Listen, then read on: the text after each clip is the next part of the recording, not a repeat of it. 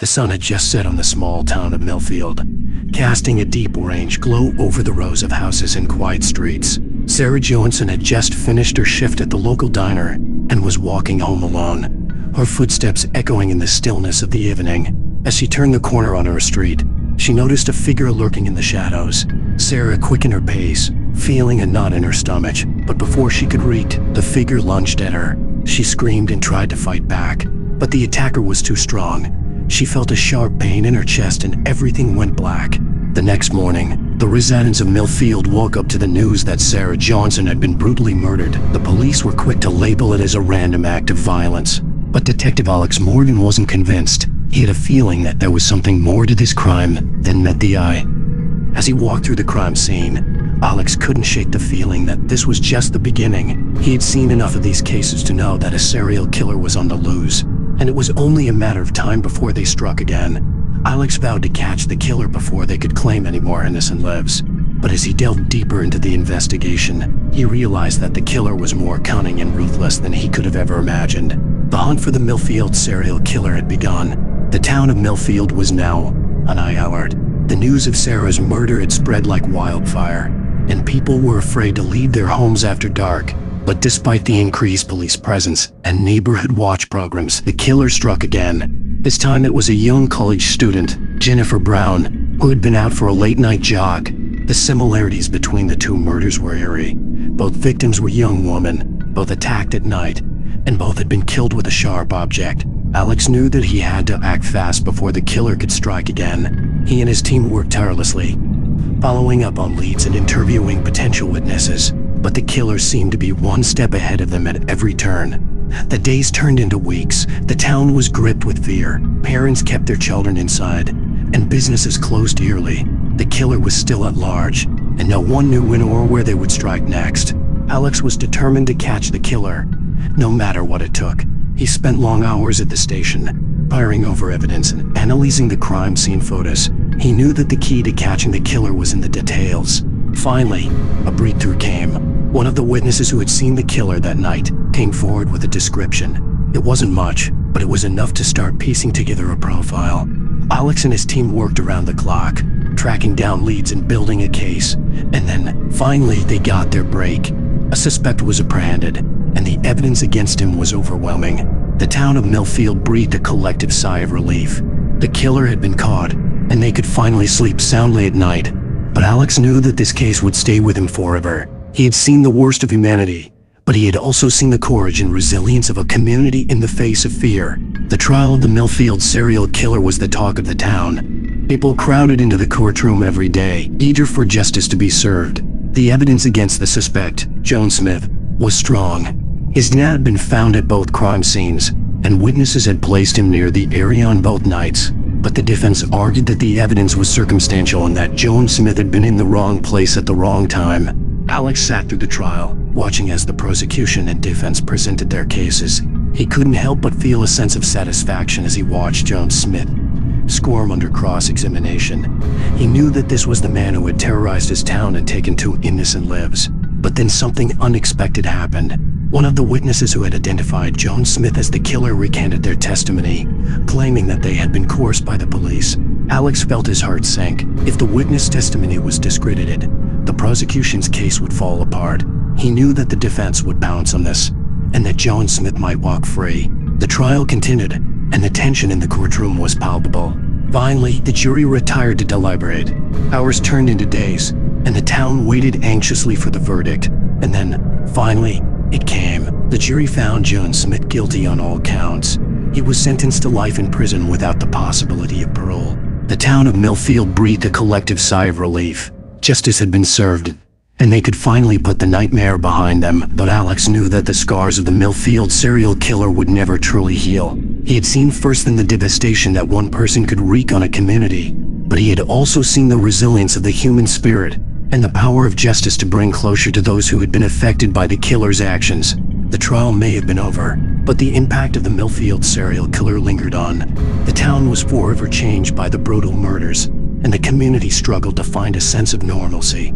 For Sarah Johnson and Jennifer Brown's families, the pain of their loss was still fresh. They had lost their loved ones to a senseless act of violence. and no amount of justice could bring them back. Alex spent long hours at the station, processing the evidence and trying to make sense of what had happened. He knew that this case would stay with him for a long time, that the images of the crime scenes and the faces of the victims would haunt him forever. But he also knew that he had done everything in his power to bring the killer to justice. He had worked tirelessly to ensure that Joan Smith would never walk free again, and that the people of Millfield could finally feel safe in their homes. As the weeks turned into months, the town slowly began to heal. Life returned to some sense of normalcy, and people started to go about their daily lives once again. But for Alex, there was still work to be done. He knew that there were other serial killers out there, other towns that were living through the same nightmare that Millfield had entered. He vowed to never give up the fight against those who would seek to harm others. He knew that the battle would never truly be won, but he would continue to fight it every day, no matter the cost. The Millfield serial killer may have been caught and brought to justice, but the scars of their actions would never truly fade away. But in the face of tragedy, the town of Millfield had shown the strength and resilience of the human spirit, and that was something that Alex would never forget. Years had passed since the Millfield serial killer had been caught and put behind bars. For Alex, life had moved on in many ways, but he could never forget the case that had defined his career as a detective. He had been promoted to a higher rank in the police department, and his success in catching the Millfield serial killer had earned him widespread recognition within law enforcement circles. But despite his professional achievements, there were still nights when he woke up in a cold sweat. His mind floated with memories of the crime scenes and the victims and families. He wondered if he would ever truly be able to move on from the case that had consumed so much of his life. One day, as he was walking through town, he saw Sarah Johnson's father sitting on a bench in the park. He approached him tentatively, unsure of what to say. "Mr. Johnson, how are you doing?" he asked. The older man looked up at him, his eyes red-rimmed with tears. "I still miss her every day," he said softly. Alex sat down next to him, not knowing what to say. They sat in silence for a few minutes, watching as children played on the swings and couples walked hand in hand. "I'm sorry," Alex finally said, knowing that it was woefully inadequate. Mr. Johnson nodded, his eyes still fixed on the scene before them. "It's not your fault, son," he said. "You did everything you could to catch the person who did this. I don't blame you." Alex felt a weight lift off his shoulders. For years, he had carried the guilt of not being able to bring Sarah back to her family. Hearing Mr. Johnson's words gave him some measure of peace. As he walked away from the park, Alex realized that he had learned an important lesson from the Millfield serial killer case. He had learned that justice was never perfect, that there would always be cases where the outcome was less than ideal. But he had also learned that he could not carry the weight of the world on his shoulders. He could only do his best and hope that it was enough. And with that realization, he felt a sense of liberation. He could move forward, knowing that he had done everything he could to bring the Millfield serial killer to justice. He could honor the memory of Sarah and Jennifer by continuing to fight for justice, but he could also begin to heal and find peace in his own life. Alex had finally found a measure of peace after the Millfield serial killer case.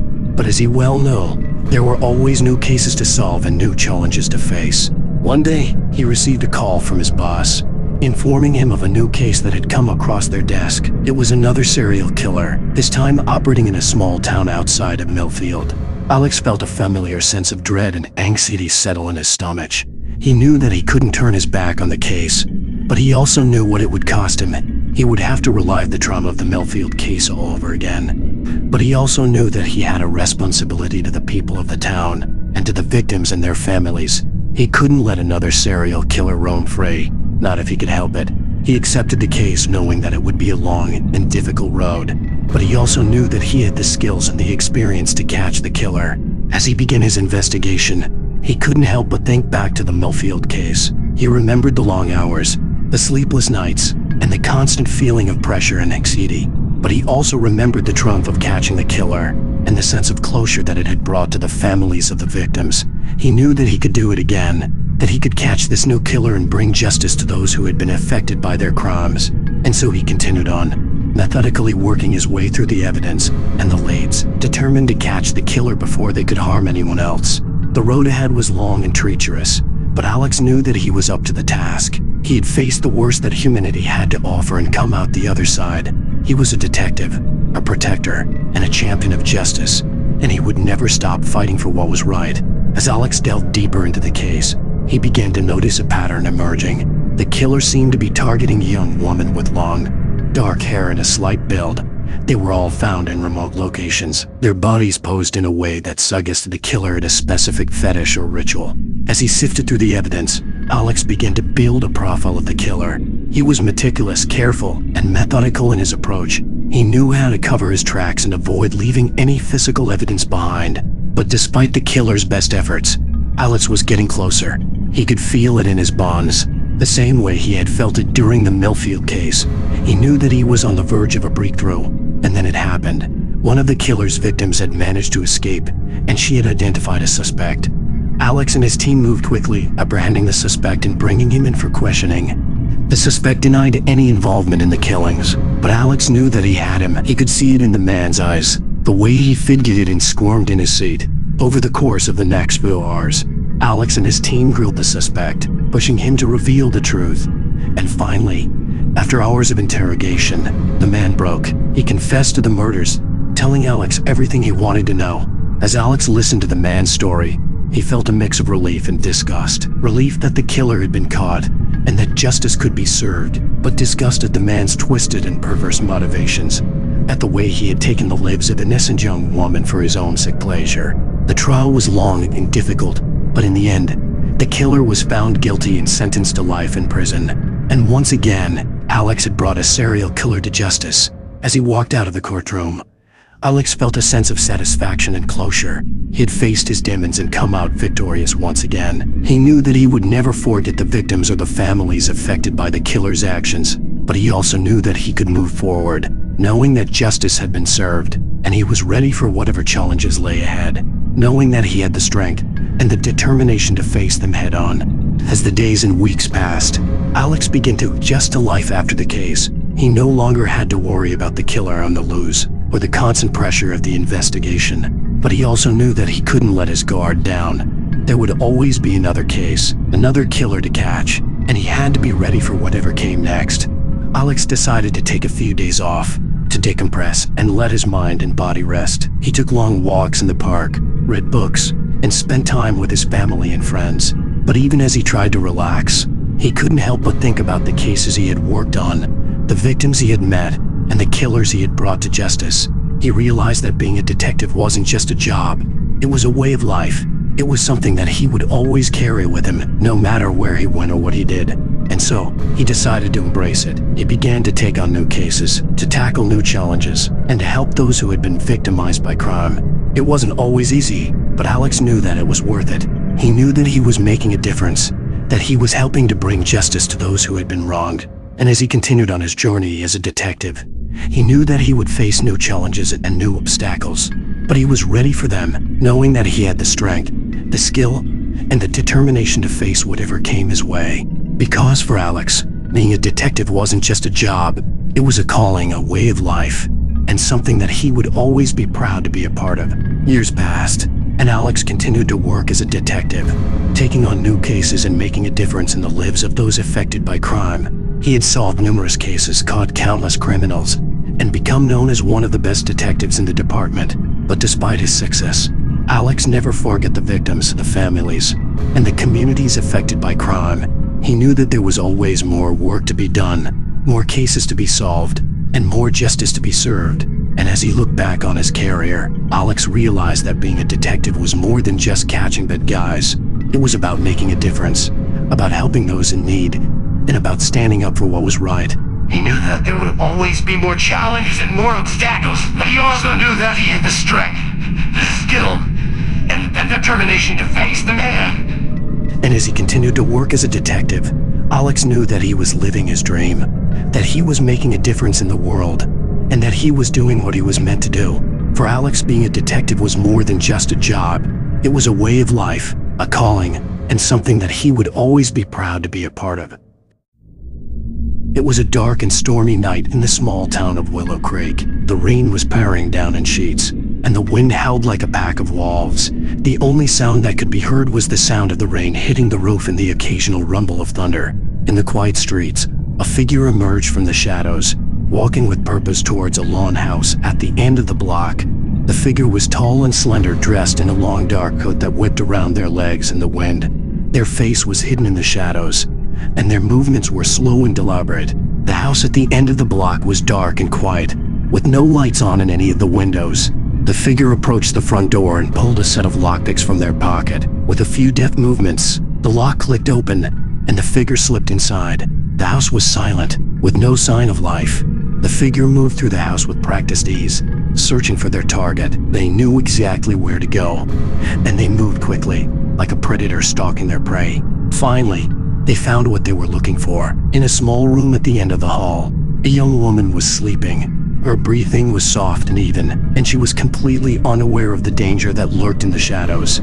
The figure approached the bed, pulling out a sharp knife from their coat pocket. They raised the knife above their head, ready to strike. Just then, a bolt of lightning illuminated the room, and the young woman woke up screaming in terror. The figure hesitated for a moment, then turned and fled into the night, disappearing into the darkness like a ghost. The young woman was left alone, shaking and terrified, wondering if she had just narrowly escaped death. Little did she know, the figure in the shadows would return again and again, driven by a sick and twisted desire to kill. The news of the attempted murder in Willow Creek quickly spread throughout the small town, sending shockwaves through the community. The local police department was inundated with calls and messages from concerned citizens, demanding answers and action. Detective Emily Johns was assigned to lead the investigation. She was a veteran of the force, with years of experience working on homicide cases. Her sharp mind and relentless determination had earned her a reputation as one of the best detectives in the state. Emily arrived at the scene of the crime early the next morning, accompanied by a team of forensic experts and officers. The house where the attempted murder had taken place was now swarming with investigators, dusting for fingerprints, collecting evidence, and interviewing witnesses.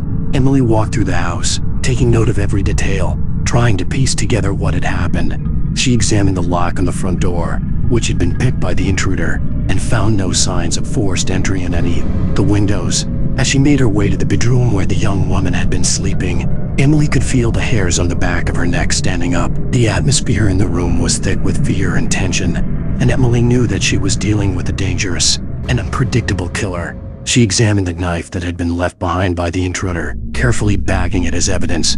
She then turned her attention to the victim, who was still visibly shaken and traumatized by the attack. Emily spoke to the victim, trying to get as much information as possible about the attacker. The victim described the figure as tall and slender, with a long dark coat and a face hidden in the shadows. She also mentioned that the attacker had hesitated for a moment before fleeing the scene, as if something had startled them. Emily knew that she had to act fast. The attacker had already proven themselves to be cunning and elusive, and it was only a matter of time before they struck again. She instructed her team to step up patrols in the area, and to keep a close eye on anyone matching the description given by the victim. As she left the house, Emily knew that this was only the beginning of a long and difficult investigation, but she was determined to catch the killer before they could claim another victim. Over the next few weeks, the small town of Willow Creek was gripped by fear. The police department received several more reports of attempted break-ins and attacks, all with a similar pattern. The victims were all a young woman who lived alone, and the attacker always wore a long dark coat and carried a knife. Detective Emily Johns and her team worked tirelessly to track down the killer. They combed through surveillance footage, analyzed samples, and interviewed witnesses, but the killer was always one step ahead, leaving no trace behind and disappearing into the shadows. Emily was frustrated and exhausted, but she refused to give up. She knew that she had to find a way to break the pattern and catch the killer before they could claim another victim. Then one night, a breakthrough came. One of the officers on patrol spotted a figure matching the description of the killer, lurking outside a house on the outskirts of town. The officer called for backup, and within minutes, several squad cars had arrived on the scene. The officers approached the figure cautiously, their hands on their weapons. The figure turned to face them, and they could see that it was a man, dressed in a long dark coat and carrying a knife. The man tried to run, but the officers were too quick. They tackled him to the ground and handcuffed him, hauling him off to the station for questioning. Under intense interrogation, the man eventually confessed to the crimes. His name was James Harrison, and he had been living in Willow Creek for several months, working odd jobs and keeping to himself. James claimed that he had been driven to commit the murders by a dark and twisted urge that he could not control. He spoke of hearing voices in his head, telling him to kill, and of feeling a rush of excitement and power every time he attacked. Emily listened to James's confession with a mixture of horror and fascination. She knew that she had just closed one of the most challenging cases of her career, but she also knew that the memory of James's crimes would stay with her for the rest of her life. After James Harrison's confession, the town of Willow Creek slowly began to return to a sense of normalcy. The residents felt relieved that the killer had been caught and that their community was once again safe. But Detective Emily Johns couldn't shake the feeling that something was off. She had a nagging suspicion that there was more to the case than James's confession had revealed. One day, while reviewing the evidence collected from the crime scenes, Emily noticed something strange. There was a piece of evidence that didn't quite fit with James's modus operandi. A single black feather. Emily knew that the feather must have come from a bird, but she couldn't figure out how it had ended up at the crime scene. She decided to consult with a local ornithologist, hoping that they could shed some light on the mystery. The ornithologist examined the feather closely and immediately identified it as belonging to a rare species of crow that was native to the area. But what surprised Emily was the location of the feather on the bird's body. It was located on the left wing, which was unusual for a crow. Emily couldn't shake the feeling that the feather was significant somehow, but she couldn't quite put her finger on why. She decided to look back through the case files, hoping to find a connection between the feather and the murders. As she sifted through the evidence, Emily's eyes fell on the photo of one of the victims. She gasped as she noticed something she had missed before, a black feather tattoo on the victim's left wrist. Suddenly, everything clicked into place. Emily realized that James Harrison had not acted alone. He had been working with an accomplice, someone who had been leaving the black feather at the crime scenes as a calling card. Emily quickly assembled a team to investigate the theory, and within hours, they had uncovered evidence that confirmed her suspicions. The accomplice turned out to be a former lover of James's, a woman named Semina who had been helping him carry out the killings. Emily couldn't believe that she had missed the connection between the feather tattoo and the feather found at the crime scenes. She felt ashamed and embarrassed, but also relieved that she had finally solved the case. In the end, both James and Semina were brought to justice and sentenced to life in prison for their crimes, and Detective Emily Johns learned a valuable lesson: to always trust her instincts, even when they let her down an unexpected and challenging path. Thank you for watching. Subscribe to the channel so you don't miss any new stories.